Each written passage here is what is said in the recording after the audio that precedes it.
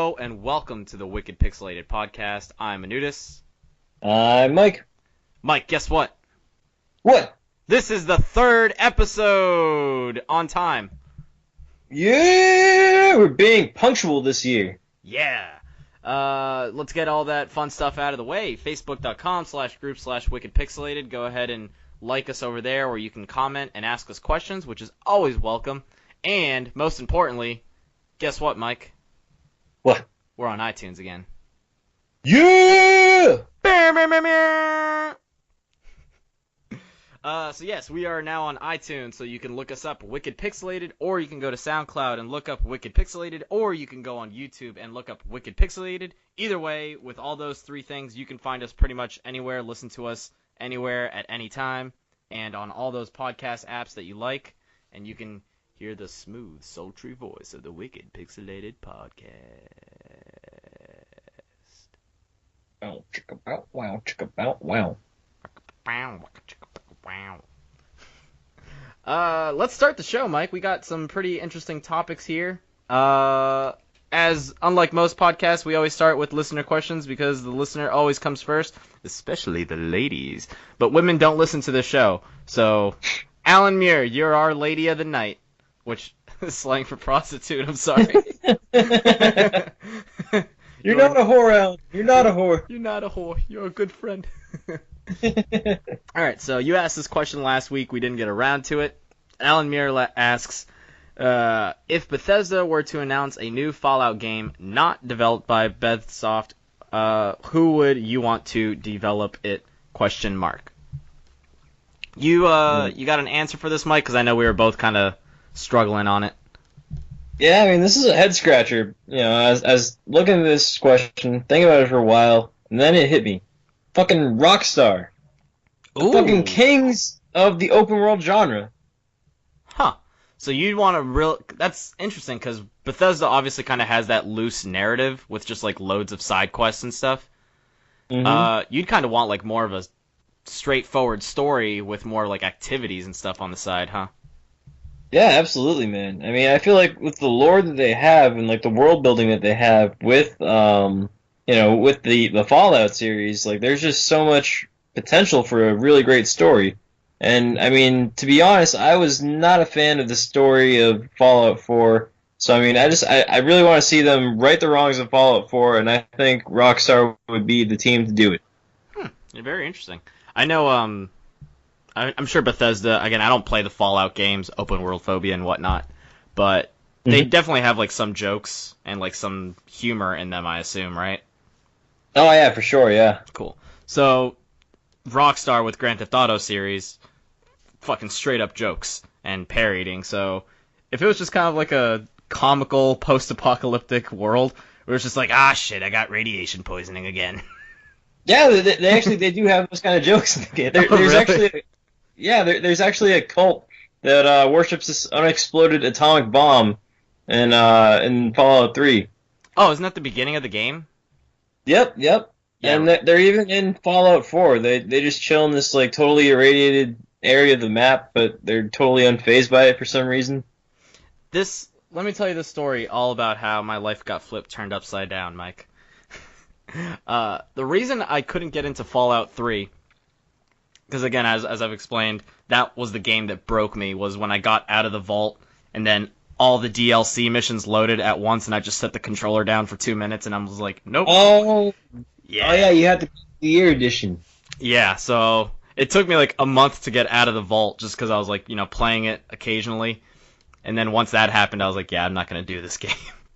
But that is a lie. I did get a little bit further in, right up to that part where you go up to that nuclear bomb, right?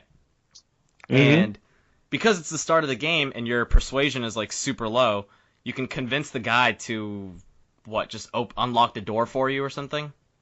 I forget what he asks, but whatever he asks, it said there was like a 4 or 5% chance of succeeding, and I was like, all right, I'll try it, and it didn't work. And me being like a perfectionist, I was like, well, good thing I saved. I loaded my save, which took forever, jumped back in, tried it again, didn't work, loaded my save. I spent about half an hour, because mind you, loading took a while on the PS3 there. Yeah.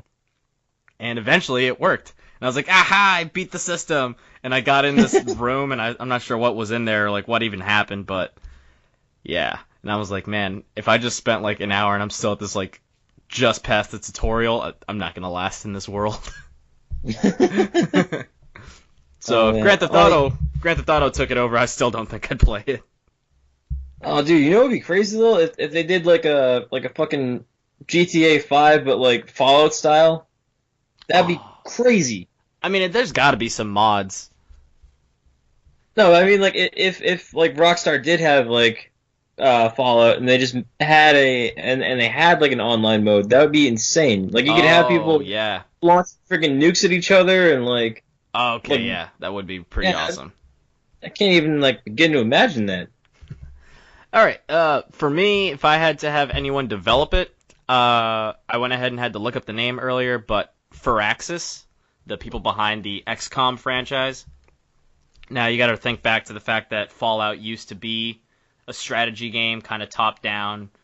I'm terrible at describing the game, but shit, it reminded me of StarCraft, basically. Yeah, but be like a return to the roots, kind of. Yeah, so they always had like a top-down RPG element to it. I feel like if it was more combat-based, where it's just, again, like StarCraft, where you're kind of building and you have these characters, permadeath situation would be pretty cool, especially with the whole nuclear poisoning and stuff. If characters like just aren't meant to go past like, oh, you've had him for 5 matches, I know you love him, but he's dead now. I'm like, ah, shit. Oh, that'd be cool. That'd be, oh man.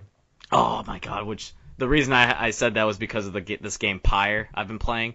Fucking shout out to Ryan, man. He recommended that game, and I was like, eh. And I made that same exact sound, too.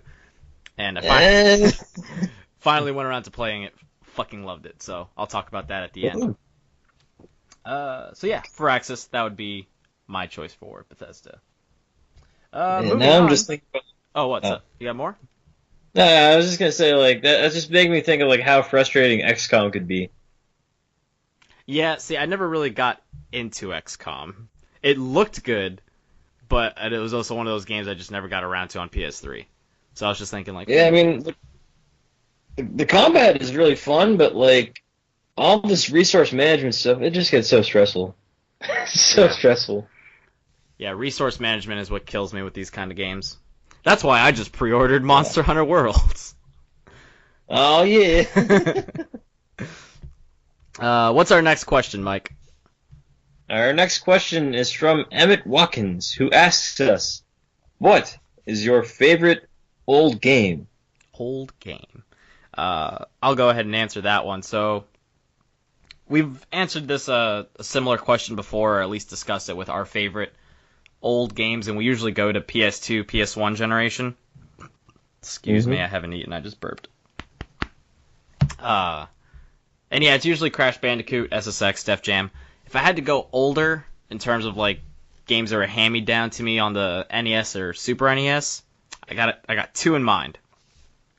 It's Peacekeepers on SNES, which is like a side-scrolling beat-em-up, and you had the choice of 4 characters to play as, and it was co-op too. Me and Shingy never got around to beating it. It's like on our bucket list to beat that game one of these days.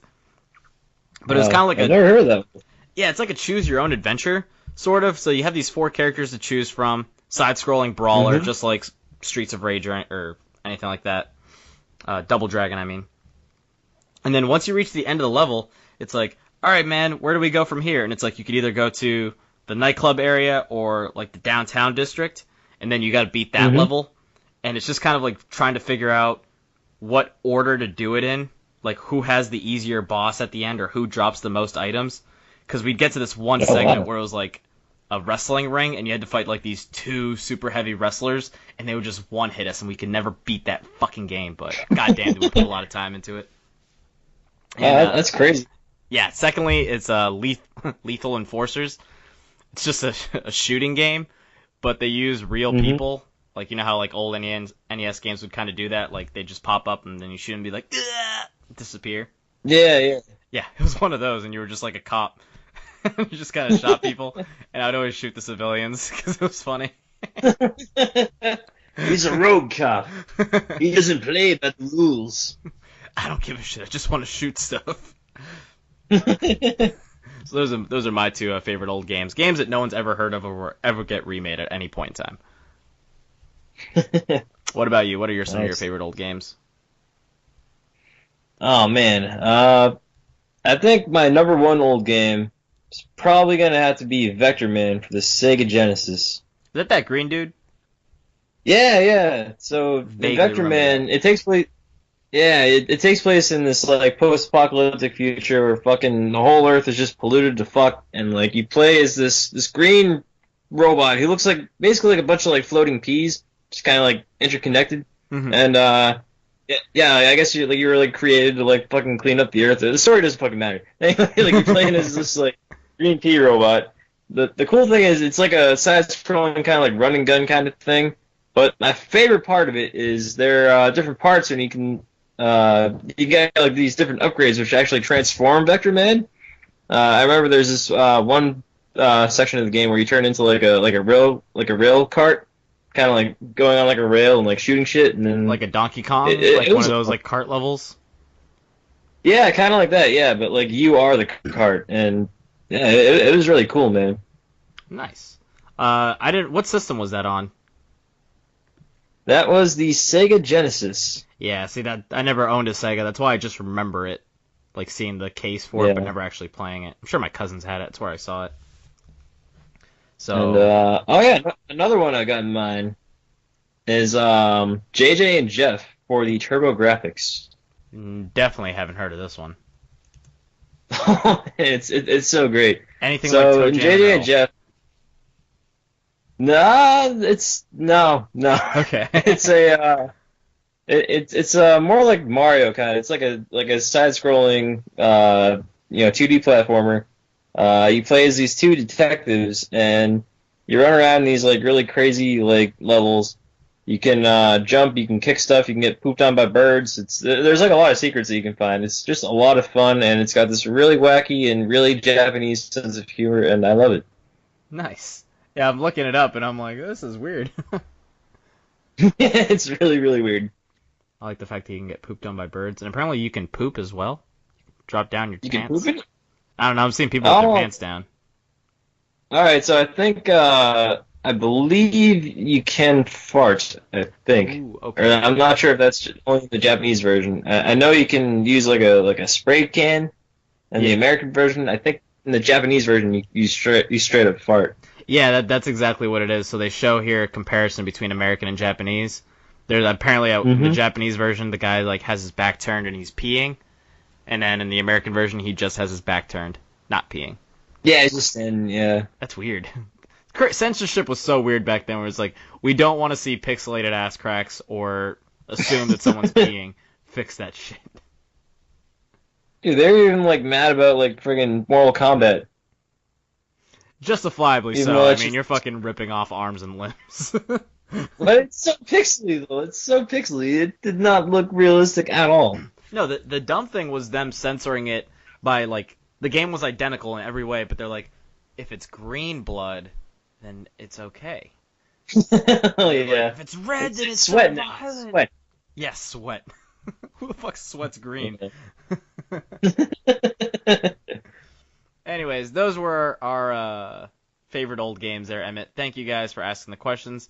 And again, facebook.com/group/wickedpixelated. If you guys have more questions or want to be on the show, I went ahead and asked Zach if he wanted to be on randomly, but he's pretty busy, so hopefully he gets on next time. So yeah, go to that website and ask us fun stuff. Let's jump into the topics, Mike, because we got some cool stuff to talk about. Let's get topical. Number one, we have the Xbox Game Pass. I put here in the Google Doc, Xbox Game Pass, legit AF. So I saw that and I was like, what the fuck is Xbox Game Pass? cool. So I'm going to explain to you what the Game Pass is, Mike. You're Okay. familiar with the PlayStation Now, which lets you like play all those games digitally and stuff? Oh, dude, is this gonna like let you play like every Xbox game ever? No. So here's the cool thing. Okay. So let's look at That would have been let's- too legit. Yeah, that would have been too legit. So yeah, it's essentially the same. It's their answer to PlayStation Now. It's been around for, I want to say a little over a year now. It just hasn't been talked about until recently, and I'll get to that. So PlayStation Now, they bought this cloud streaming company called Gaikai for fucking buku's amount of money, probably somewhere in the billions, I think. And Geico? it was called what did I say? It was called Gaikai. Gaikai, okay. Yeah, Gaikai. I'm sorry, that just... Yeah. It sounds similar, I get you.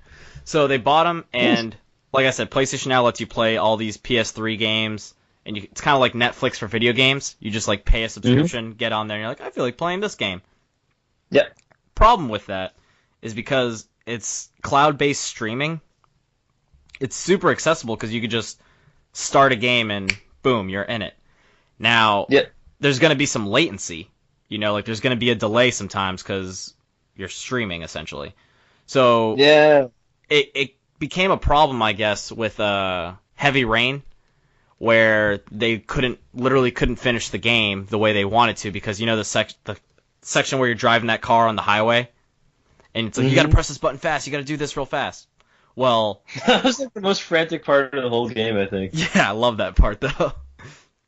The latency is so bad that by the time it registers that you hit the button, it's already like moved on to the next prompt. So it becomes So it becomes a real problem. Like if you're playing a fighting game, like it's not as quick because again, it's cloud streaming. Now Game Pass is different, wherein same thing, Xbox library of games, and you download the game.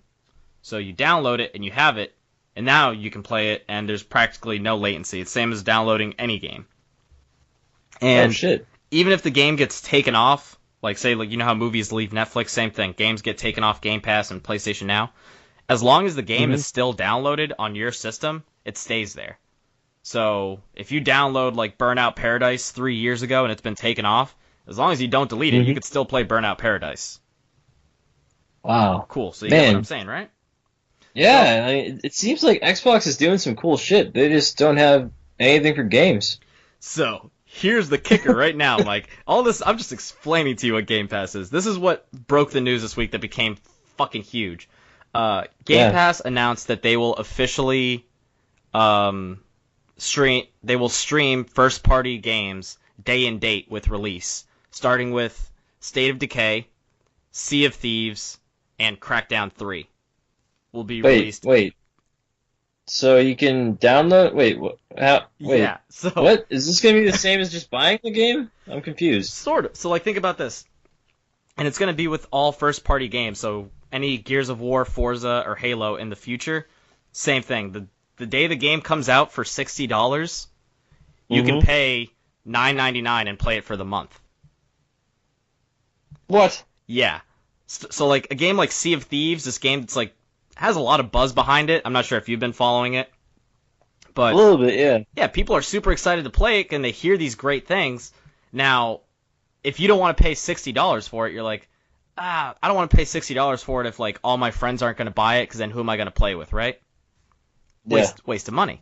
Now, for just $9.99, or maybe $10.99, I could be wrong, you can get this Game Pass thing and have access to this game, and then it's just like, oh, hey, you got a subscription for Game Pass, let's play this new game that just came out. And then suddenly, more people are going to have exposure to this game because they might be afraid of that $60 price tag, but for $10.99, they're playing it right there and still have access to the library of all those other games, including fucking Xbox One original games with their backwards compatibility bullshit. So, oh, shit. Yeah. Wow. So... it's kind of like that. That's why the streaming model is such a huge success, because anytime you do a free trial, a lot of people forget to cancel it. Yeah. So and then you're just like, you look at your bank account, it's just like, oh damn, $8.99 just got taken out. I'm like, shit, it's just $9. What's $9 in the grand scheme of 2 or 3 paychecks in a month? Wait, so is it as long as you have your Game Pass account going, you can have those games, essentially? Yeah. So they're new first party games? Yeah. So the next Halo 6 game that comes out, again, and people can cancel at any time, but they're taking the gamble that a lot of people will try it out and forget to cancel, and they'll stick around and be like, fuck it, it's just $10.99 a month, and then you have access to all these games whenever you want. You know? That's crazy. Yeah, because I was thinking like, wait, aren't they just gonna like lose money on this? But now I'm thinking like, if they have to pay $10 like every month in order to like have these like first party games, they could potentially end up paying like double Yeah. the game like over the course of a year. And I mean, Xbox is a smart company. I'm sure they've done the math and, figured, because like, if it were me, again, I'm not an Xbox person, so if I did want to play, I don't know, like Halo 5, right? Mm-hmm. Or fuck it, let's go into the future. Halo 6 comes out, right? And it's $60, and people are waiting in line at GameStop, and they're like, "Oh man, I've been so hyped for this game, $60." And I'm just like, I'm gonna sign up for a 7-day free trial, play the campaign, beat it, and cancel my free trial. I just played a brand new Xbox game that's, just released on this streaming service on my 7-day free trial and canceled it. I just gamed the system. But if I forget to cancel it, then I have, they just got $9 from me. And I'm like, fuck it, it's just $9. And then, over the course of time, that $9 adds up, and the millions of people who are using this, that all adds up. That's profit, essentially. Yeah, that's crazy, man. Do you think like Sony might try to implement something like this? That's the thing. They're using PlayStation Now, but it's just not catching on. And I feel like, because again, no one knew that. Like, you didn't know that Game Pass was a thing until just now. Yeah. But now that you know that you can play new first-party games, like new releases, for just $10.99, it's just like, fuck it, why not? So, yeah, I feel like if PlayStation tries to switch over their PlayStation Now thing to something more like Game Pass, where you can download the games and they stay on your system, and it just becomes a smoother experience. I feel like that would be straight up. They knew that Microsoft did something right, and they were just straight up copying them. But also that billions that they used to buy that cloud service company Gaikai in the first place, all that money would have been for nothing. So yeah. So I mean, PlayStation, they got their hands full with PSVR, and they're already in the lead, and they got amazing first party games. But at the same time, Xbox is doing this thing where they're like, you guys worry about that. We're going to worry about, like, fan service, The ability to play 360 games and original Xbox games and stream games and have them function properly, and now you can play first-party games through streaming. Like, yeah, you guys keep making awesome new games. We're going to keep slowly getting people who, like, lapsed back to Xbox. Yeah, that's crazy, man. It's like Xbox is like making up for their lack in, their lack in exclusives with cool features and shit that are actually good, not just like watch sports. Like it's like a total reversal from when the Xbox One came out. Yeah, they definitely backtracked hardcore from their launch, and they're doing good. They're making good on all their promises. They're like, look, we're not that company that we said we were at launch. We've clearly changed. Give us a chance, you guys. So, like, for example, mind you, I don't want to pull up the PlayStation Now games, but here are some of the games available right now on Games Pass. You have games like Mad Max, Borderlands, all the BioShock games, Bayonetta, Banjo-Kazooie, Payday 2, the Gears of War 4, which just came out like 2-3 years ago, that's there. Fable 3, Saints Row, like, it's all games that, again, are slightly older, but if you have an Xbox and you're paying, try it for 14 days. Yeah, you're paying like $10. It's just like, for $10 I can just try out all these games and catch up on a bunch of old stuff. That's great. That's a deal. Because honestly, I thought, like, playing on PlayStation, I actually thought about getting the PlayStation Now thing. Because they have a year plan for $99. So $100 for a full year. I like paying like flat fees where it's just like, boom, pay it once and I never have to think about it. So I'm thinking about that idea. That way, if I ever want to play a PS3 game, I could just go over there and play some stuff. Obviously, shooters aren't really the best to play on something like that. Latency. Yeah. But the being able to download games onto your Xbox and not have that issue is what makes the difference. Shit, man. Very cool. Good on you, Xbox. You're slowly. Well, I mean, they've already changed my opinion of them years ago, but I still haven't Yeah. bought one. One of these days, though, Xbox, you'll get me. New Crash Bandicoot exclusively on Xbox. I would just smash my PS4. Smash my PS4 and be like, okay, let's do this. Yeah, shut up and take my money. Let's move on to the next story. Xbox, you had your limelight. Nintendo's, you had yours last week. What's PlayStation up to this week, Mike? Motherfucking God of War, baby! Bum, ba bum, ba ba bum. Bum, ba bum, ba ba bum. Yes, I like the God of War music. Very underrated, that soundtrack. Yeah, for sure. So yeah, we got that new story trailer from Cory Barlog and that release date. A 420, baby. 420. Blaze it up, Kratos. I'm gonna get high While with you're playing Kratos and his son. Nintendo Goddamn, man, 420, what a day. Oh, yeah. Let's see, we got, like you said, Super Troopers Rampage comes out that day as well. Mm-hmm. And I'm afraid to just Nintendo look up Labo. 420 because it's not gonna tell me. Yeah, Nintendo Labo. You can make cardboard Kratos swords while watching Super Troopers and getting high as fuck.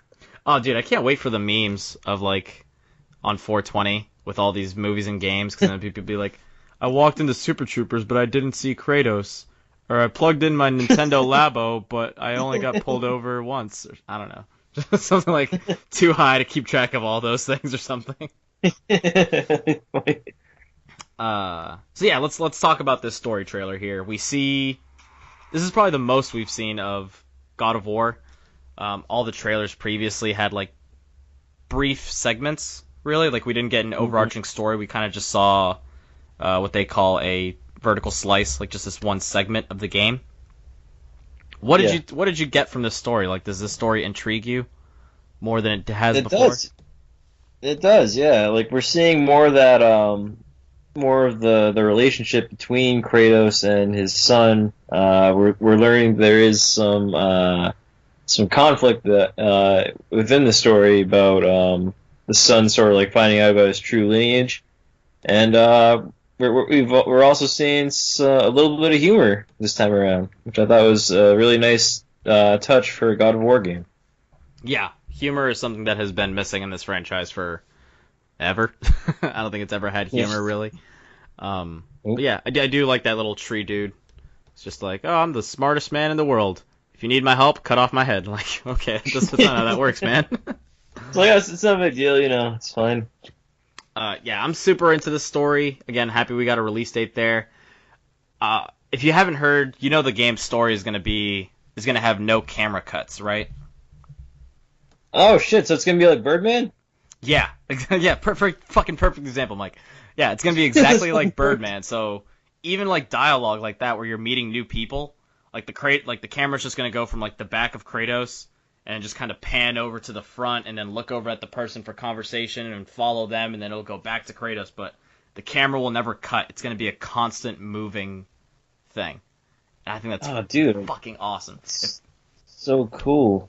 The campaign was already at PSX they said it was something like 15 to 20 hours, maybe more, for a God of War campaign with that kind of camera work. I'm like, oh my god, I'm so fucking in for this story, dude. It was so good. Yeah, I think this is probably gonna be the first God of War game that does not have tits too. I think they're still gonna have tits. You think it's still gonna have tits? I think they'll get rid of that sex mini game that they've always had, where he's got like button mash. But yeah, they'll have tits, hopefully. Yeah, I like how like Sony has sort of like adopted this kind of like this what am I trying to say here? I'm stumbling with my words. This kind of Last of Us kind of like storyline of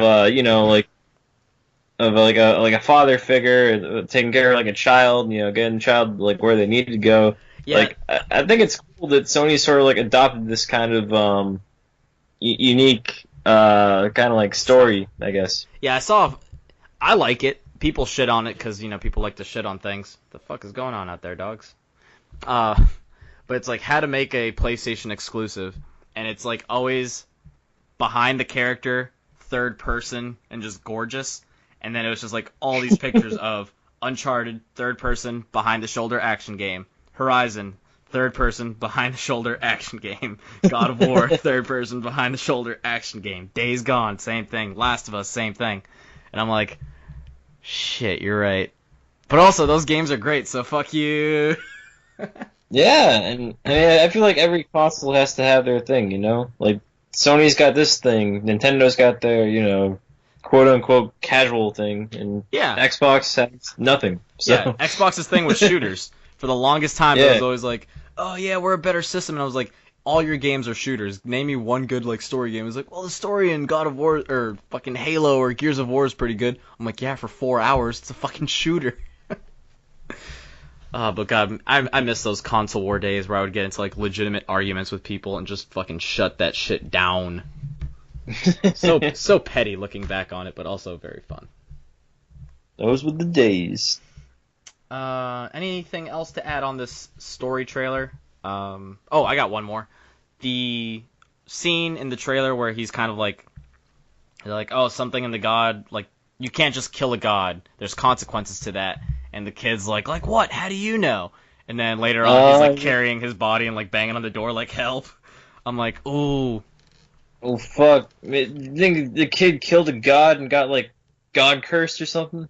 Maybe. My thing is, Kratos is still a god, and he still fucking killed Zeus. He fucking murdered Greek mythology, all of it, just everyone in Greek mythology. And yeah. He killed Greek mythology. Like everything. And I think him being in this world now, like it still haunts him, and that's why he's trying to be a better person. He's trying to be a dad right now. Because you remember like the first trailer where it showed that like he got annoyed at his son for something, and you saw that rage meter for a second, and then he like took a deep breath and it went back down. Yeah. Like that Kratos is still there. We haven't seen it in the trailers, and I'm kind of happy we haven't. Oh, the scale. God of War has always been known for scale and fighting like titans and shit. And yeah. I was afraid that we would lose that because of that like tight camera, and always all the trailers we've seen is always like the same human-sized enemies. But then the trailer ends with you like fucking jumping off a cliff and trying to kill some huge ass rock beast thing. So that was crazy. So yeah. I'm glad the scale hasn't left God of War. And going back to like what you were just saying about the rage meter thing, like I'm kind of like hoping that they pull like a Wolf Among Us kind of thing where like you see like his fucking true form at like the end where you just have like this total fucking like rage out, or kind of like Logan at the end of Logan, how he just kind of like fucking went all like Wolverine at the end. Mm-hmm. That'd be like a perfect ending, I think. I hope this is the last God of War. I mean, yeah, I do too. It'd be awesome if he died. I wouldn't want him to kind of like set up the son as the next, like, you know, Norse God of War or some shit.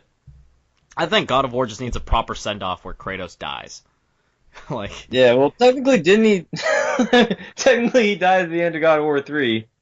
But yeah, he's died in every God of War. He's fucking been to Hades and climbed out. That's true. That's a good point. That's a very good point. So I'm excited. Looks great. Let's move on here. Let's talk some movie stuff, guys. Movies. We got the 90th anniversary Oscars coming up. They just announced the nominations. 90th?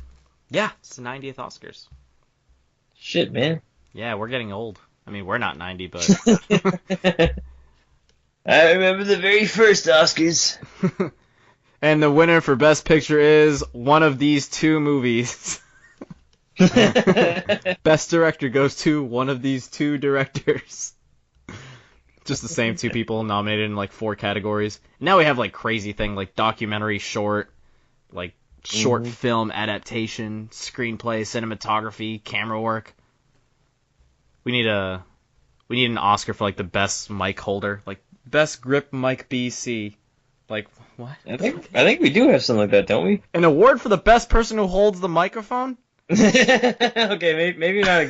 I would have lost my shit if that was a real award.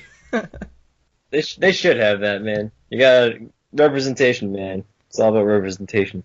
It's like the audio quality in that scene was really good, and it was all due to in part that Brandon held that microphone just at the right level It was away from the shot, but it was close enough to pick up everything. He did a good job at holding that mic. Sound is just as important as visuals, man. That's for sure.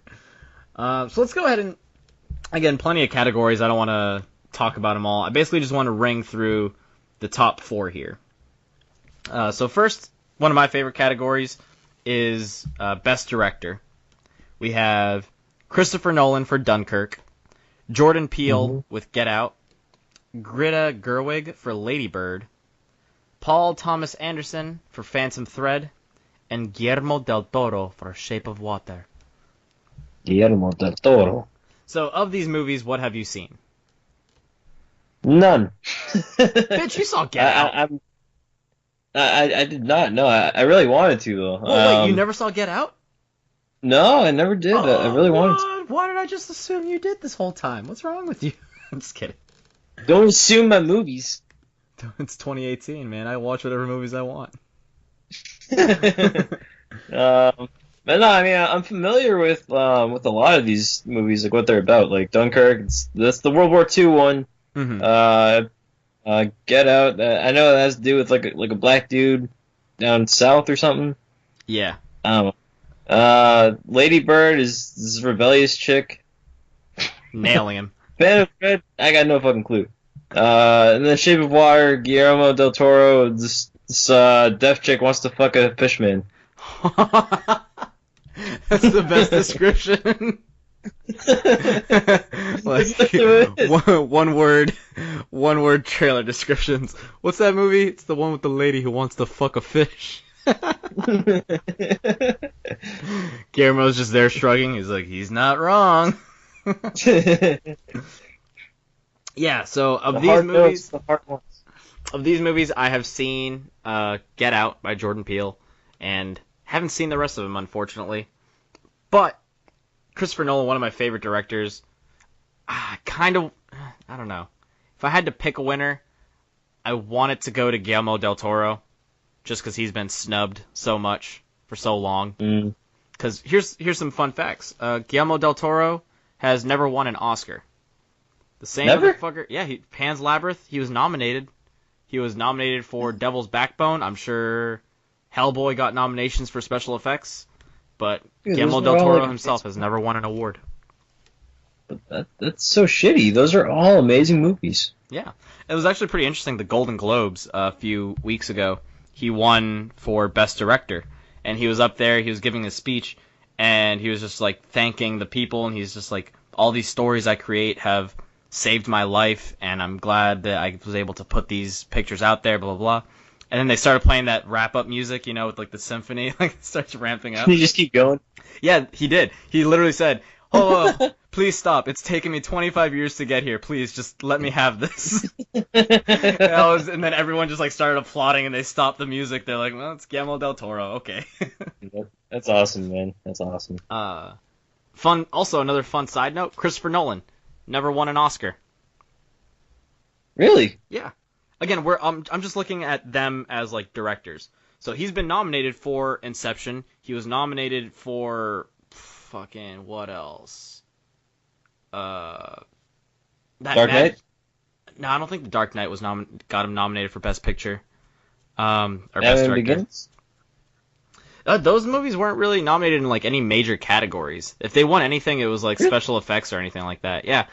So here's the thing aside, fun facts here. Logan was nominated for Best Adapted Screenplay. It's the first superhero movie to be nominated for a major category. Like, not a category that they, like, hand out, during the commercials where you, like, come back and then you just see the scroll at the bottom, like, oh, here's who won Best Supporting Actress in a comedy action movie. So. Shit, man. Yeah, Logan is the first comic book movie to be nominated in a major category. Speaking of Shape of Water, Guillermo del Toro, his movie leads with the most nominations with 13 nominations. Best movie with a fish fucking a woman scene. Best actress goes to the fish fucker herself. The fish fucker.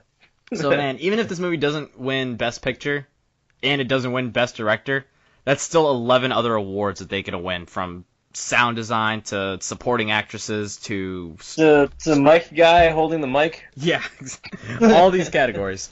So I'm rooting for Guillermo del Toro to win. He's such a great director, and for 13 nominations, man, I need to see this movie. Yeah, I'm probably gonna have to go with you solely on the fact that the woman fucks a fish guy. Moving on to Best Actor in a Leading Role, we have Timothée Chalamet with Call Me By Your Name, Daniel Day-Lewis for Phantom Thread, Danielle Kaluuya in Get Out, Gary Oldman, Darkest Hour, and Denzel Washington in Roman J. Israel-esque. Wait, what? I never heard of that last one. That was a movie where he plays a defense attorney during the civil rights era, and I think it was right after Martin Luther King died. Oh, shit. Yeah. So it's based on a true story. He was a real civil rights attorney. I think he actually ended up being the attorney who handled Rodney King's case, guy that was like beat up in his car or whatever during that LA stuff in the 90s. Oh, fuck, man. Now I'm feeling really bad, because I heard his name. I just assumed he was like some like Jewish like Roman guy or something. Let me see. Roman J. Well, shit. I mean, his name is Roman and his last name is Israel. I would assume the same thing. So are you Roman or Israel? Like a Jewish Caesar or something. So that's that movie. As for Best Actor there, I'm just gonna go with Daniel Day-Lewis because he's just an amazing actor in anything he does. I don't even know what Phantom Thread is about. It could be about fucking a ghost needle. Yeah. Yeah, I think I'm split here between Daniel Day-Lewis because again he's a fucking amazing actor, and Gary Oldman for Darkest Hour because like I haven't actually seen Darkest Hour, but like I've seen like trailers and stuff, and he sounds and looks just like frickin' what's his face, fucking the British guy, fucking Winston Churchill. Ah, that's who that is.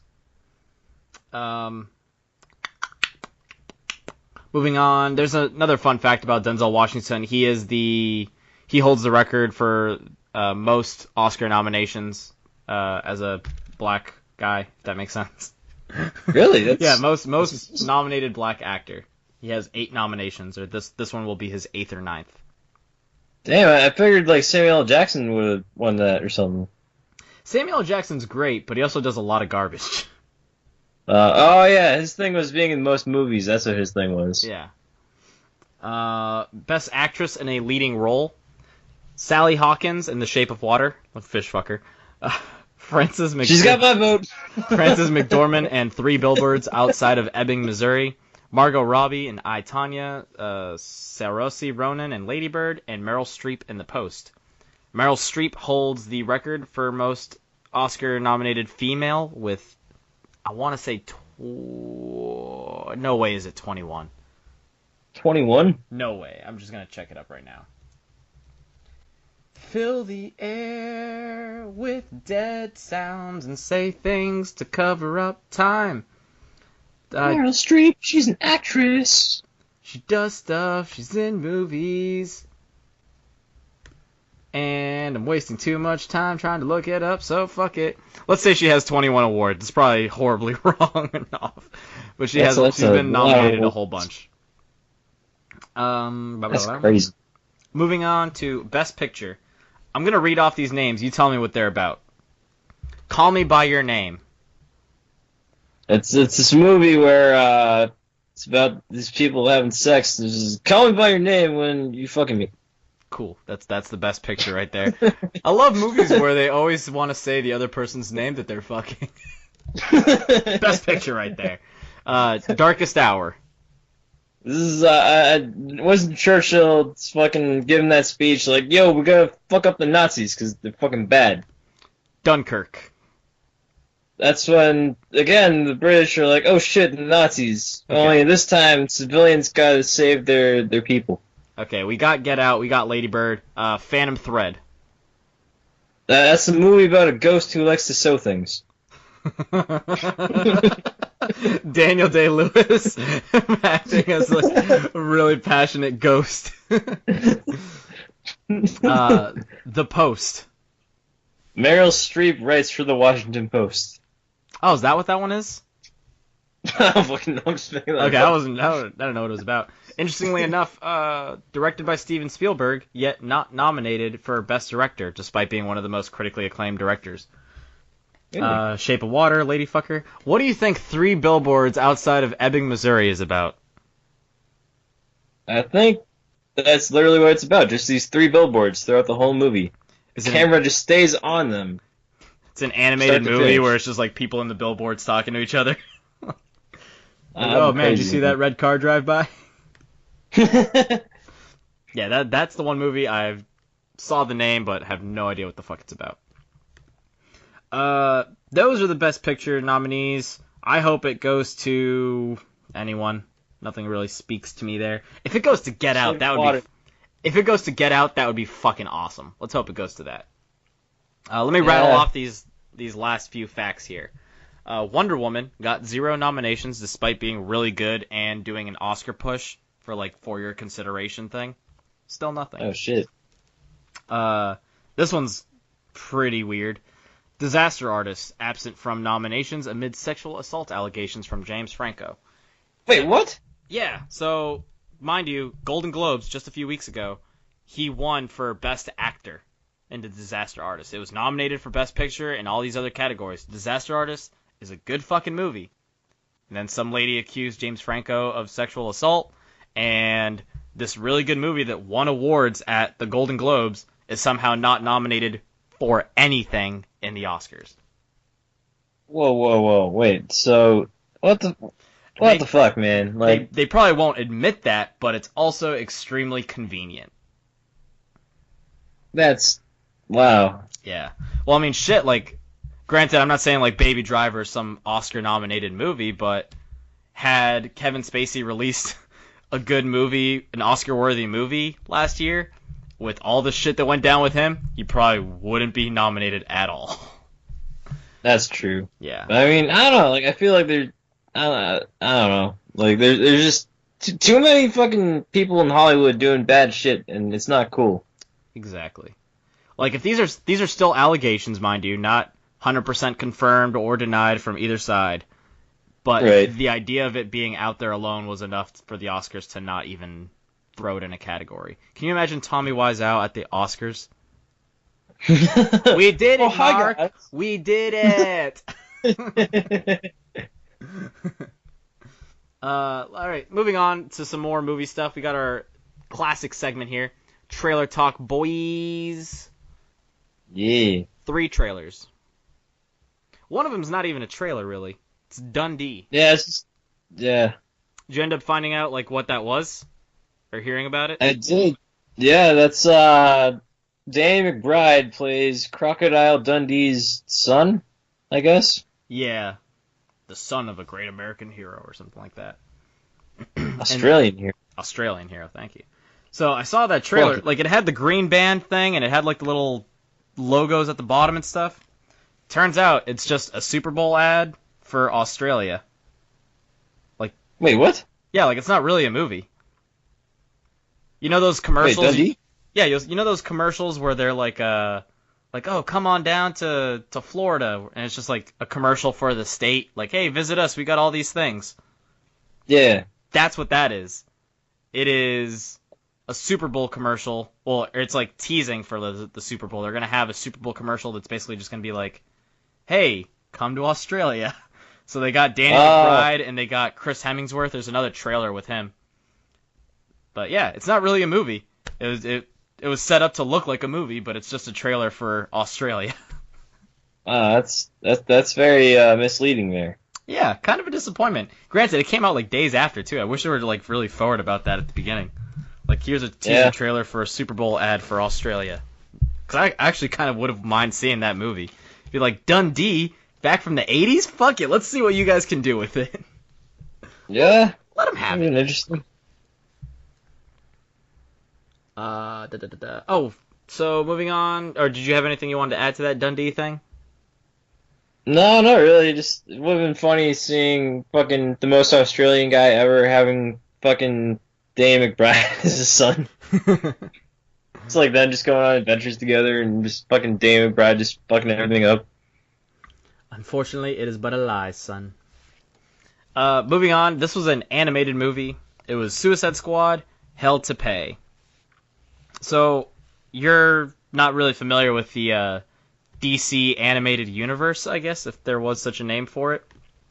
Not really, no. Like I watched the old '90s Batman cartoon when I was a kid. Don't really remember it too much. I dabbled a little bit in Justice League, the cartoon on Cartoon Network, and the OG Teen Titans. Ooh, OG Teen Titans are legit.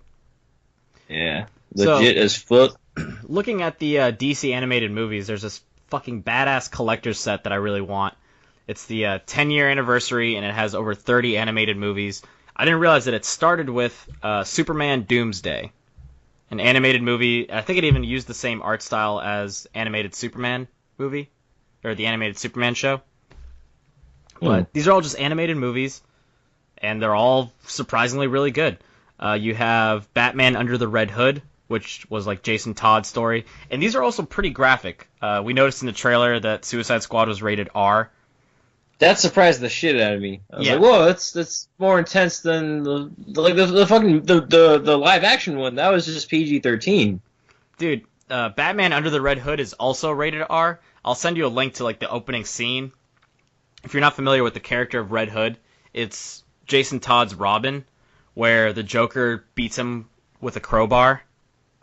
Ugh. And then, years go by, Batman assumes he's dead because Joker blew up the warehouse that he was at. He couldn't save him. And then it turns out that he's alive, and he dons this red hood, and he's also a vigilante, but instead of not killing like Batman, he kills people with guns. Oh, but fuck, dude. Just that opening scene, like it's an animated Batman movie, and Jason Todd is just getting fucking beat up with a crowbar by the Joker. It's sick. Like, not in a cool way, but it's just like surprising that they would do that. Yeah. Batman Year One, The Dark Knight Returns, which is just an adaptation of the comic series into 2 movies. Son of Batman, Assault on Arkham, which was the first Suicide Squad movie that came out in 2014. The Killing Joke, way later. Justice League Dark, all these animated movies, man. And I just never realized how many they released. So, when I saw this trailer, I was actually kind of excited, because I'm like, oh shit, I should probably go back and watch all the ones I've missed, because their quality in them is far better than what Suicide Squad actually was. You said there's 30 of them? Yeah. Shit, man, isn't that like that's more than the fucking MCU? Yeah, that is more than the MCU. Which, damn. Speaking of which, I'm rewatching the MCU. I just finished the Iron Man and Incredible Hulk. Still great movies. I like them. And then I got halfway through Iron Man 2. Ugh. Are you trying to time it so like you watch every single movie like leading up to the Avengers? Yeah, except I'm just catching up because I forgot to start it. So once I'm caught up with Iron Man 2, then I'm like, all right, cool. Next week I'll watch fucking Thor and then Captain America. But for right now, yeah, that is what I'm gonna do though. Nice. Interesting. Oh shit, I just lost my poop of thought. Did you have anything? Sorry. No, you're good, man. Do you want to add anything on the Suicide Squad animated movie? Yeah, what were your there's this thoughts one on scene in there. Well, the one thing that sticks out to me the most was there's this one scene with an RV, and I was like, oh shit, they're gonna make meth. Yeah, it did kind of look like that. I was like, oh god, they're gonna team up with Walter White. He's part of the Suicide Squad now. Before you even pointed out that the movie was rated R, I realized that there was a scene where Harley Quinn literally used a bat and knocked the cop's head off. Oh shit! Yeah, because Killer Frost froze the cop, and then Harley Quinn just danced near him and literally just swung his head off. Like, dude, you just killed that man. Damn. Way to go, Harley. And final trailer here. Beep, beep, beep, beep, beep, beep, beep. What's this? We have breaking news. Just kidding. It's Super Troopers 2. Yeah, finally. Coming out on 4/20, man. Yeah, can't wait to watch Super Troopers with my Nintendo Labo cardboard. I hope Kratos is in it. Yeah, it's Kratos fighting giant gorillas with The Rock. Okay, that was fun. Super Troopers 2, man. It's 10 years later. More than 10 years, probably, since Super Troopers came out. Way more than 10 years. What am I saying? And yeah, Super Troopers, that was 2000? When did it come out? 2000, 2001, I think. And the internet says 2001. Very interesting. So it's been over 17 years, and we're getting a new one. Yeah. And on top of that, it's like totally crowdfunded, like kind of like a Kickstarter thing. Wait, really? Yeah, you didn't know that? I did not know that. That's awesome. Yeah, man, it was a crowdfunded movie. That's like that's how many Super Trooper fans there are out there. They're willing to like donate hundreds of dollars of their own money to make this shit. And that's why I'm surprised that the trailer looked so good. Like, oh shit, they got Rob Lowe, the quality's in there, the humor's intact, everyone's back, and I'm like, you guys funded this shit. That's awesome. That is awesome. So, go see it in theaters. Support your local Kickstarter movie. What did you think? Yeah. Still look as funny as the first one? Yeah, I never actually saw the first one, but I did see Beer Fest, so I'm familiar with these guys, and I think they're really funny. Mm-hmm. But yeah, like I love that they're trying to like they're taking over jurisdiction of a Canadian town that turns out it's actually on American soil, and I just like loved seeing like their antics like against the fucking Mounties, and like that guy in like the beginning of the trailer just just like counting in French. Do it. That's how Super Trooper starts too. So that's kind of funny they brought that joke back. that's too funny. So you've never seen Super Troopers, man? No, I never. I know it's on like Comedy Central all the time, but for some reason I just always missed it. I never like had it on when it was on. Are you familiar with the Meow game? Yes, I am familiar with the Meow game. Where they try to say meow as much as they can. Yeah, that's why I was happy to see them like show up in those like Mountie uniforms, because I'm like, sweet, they're still fucking with people. Very excited for that. I would never have guessed that this movie would get a sequel, nor did I think it need one. So hopefully it doesn't taint the original. I think it'll hold up. They're writing it themselves, just like they did. Movies will be fine. Don't panic. Please don't be bad. Please don't be bad. Moving on, we're nearing the hour mark of the show. Let's go ahead and wrap up here with what we are playing. Mike, what do you got? What you got? I don't know. I've been pretty busy this week with work and stuff, but I did manage to get Super Mario Versus for the Super Mario Brothers Versus on the Nintendo Switch. This is an Arcade Archives title. And what's that? The Mario Versus? So the Mario Versus thing. So basically, the Switch is doing this thing where they are releasing games that were originally released on the arcade. So this is the arcade version of the very first Super Mario game. It's actually a lot harder than the OG one. Like I've died like countless times. I'm only on like the first. I only got to like the second level and I keep fucking dying. So it's Super Mario. So it's the Mario that was in arcades essentially, but it's still the first Mario game. Yeah, but it's basically like, so that game, it was literally designed to like, take people's money. So it's basically like the Dark Souls of Mario. Yeah, there's this cool barcade in Dallas that has the barcade being a bar with arcade machines in them, and they do have a Super Mario arcade cabinet or regular Mario arcade cabinet. Very cool bar. Great. As for me, I mentioned it at the top of the show, and I really want to talk about it, Mike, because it's so good. I played this game, Pyre, from Supergiant Games, the studio behind Transistor and Bastion. Did you ever play Bastion? Oh, yeah. Dude, I fucking love Bastion. Oh, my God, dude, you're going to love Pyre. So, Pyre, kind of like your fish fucker movie, this game can simply be described as... You fucking fish? religious basketball. Oh, alright. Yeah. So your character is sentenced to what they call the downside, which is kind of like limbo or purgatory. And you get picked up by these other guys, and in the Commonwealth, which is kind of like the world, before the downside, like the normal world, they banned reading. Literature is a thing that is banned in that society. And you're the only person that can read, so they need your help to do these rituals and stuff to kind of gain their freedom again. through basketball. If you Wait, win enough basketball games, is you get your freedom. is the Commonwealth secretly like the whenever like Trump's last days in office are? I'm afraid so. Burn! I'm afraid so. But it's super cool because like all these characters, which remind you, they're literally characters. Like there's this one guy named Roki who's like a talking dog. You have a bird that's just a fucking bird and chirps, but somehow you can understand it. You have this demon dude with huge horns, and dude, it's so cool.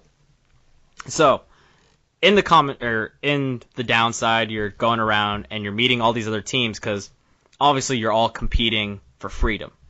So Yeah. it's 3 versus 3, and you all have special abilities, and your characters deal a certain amount of damage points. Now, when you use a character and you score by going into their Pyre, their fire thing, you lose that character for the round. So then it becomes 2 versus 3. So there's like some strategy in it because you have to like think about like, okay, I can score 20 points with this character, but then I risk losing him for the next round, and then I'm left with just 2 slow characters.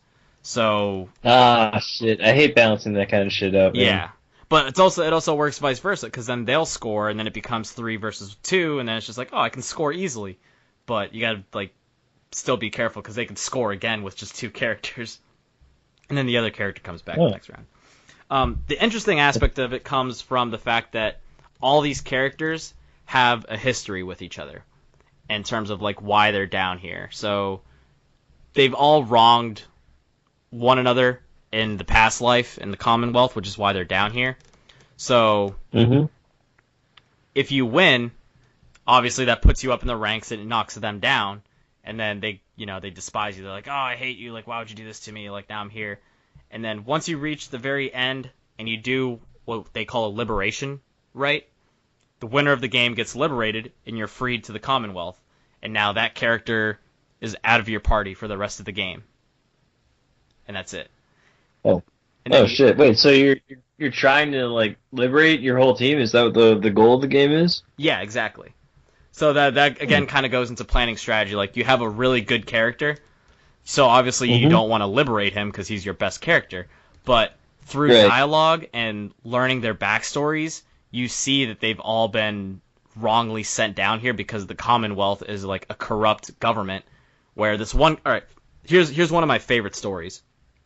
There's this dude. He's a demon horn guy. He's super big and looks like a Satanist character. So yeah. His backstory is he was at a bar. He got in an argument with some guy, and it turns out that the guy was like some political person, and he got into like it was just an argument. That was it. I don't even think it got physical. And the guy, being a politician, used his power and said, you know what? He attacked me and banished him to the downside. And now he's been down here for 16 years trying to, find his way back up. So when you're fighting him, like midway through the game, you're winning, and then he's just like super down on himself. He's just like, oh, it's no wonder I'm down here. I'm just a piece of shit, blah, blah, blah. And it's just like you start to feel bad for winning. So oh man, there's different dialogue options depending on like I said, once you liberate a character, they're no longer in your party. So any character interactions like further on in the game, it'd be like, oh man, like these two were starting to like connect, and I liberated him, so now I'll never know where that dialogue tree could have gone. Because the second I beat the game, I went in with a second playthrough because I was just trying to knock out some trophies, and I was purposely losing all the matches, but I was getting different dialogue options because I had more people in my party.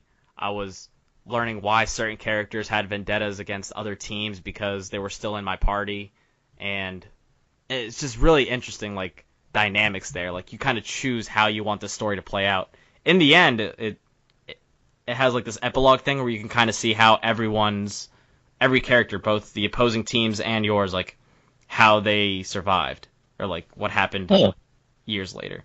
Because in the end, like, the rights are, like, collapsing, like, the stars are collapsing in on themselves, so it's like, not everyone is going to be free.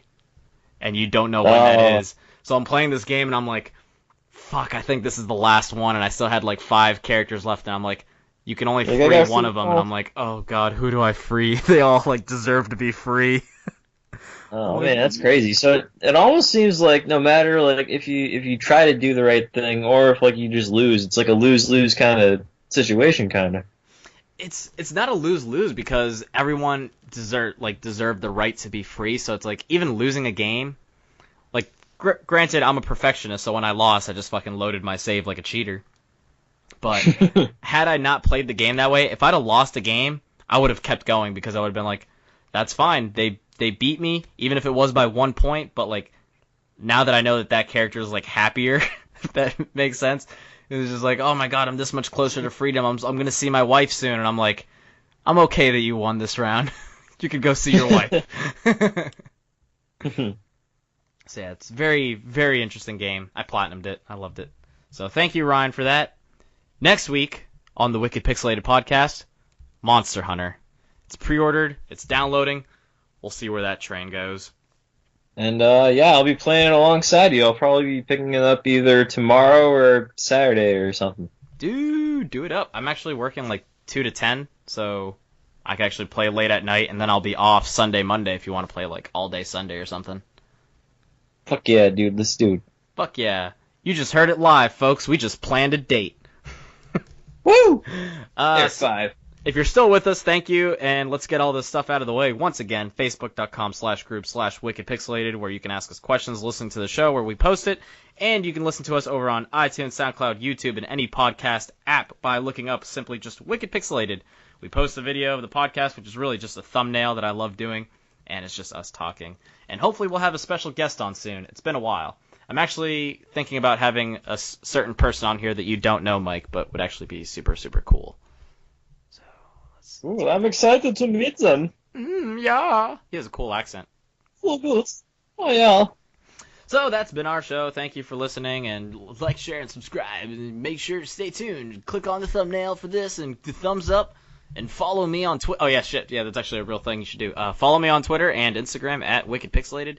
And that's the end of the show. Goodbye. Click. All right, that was done. Cool. Oh, shit. Yeah, I gotta stop it.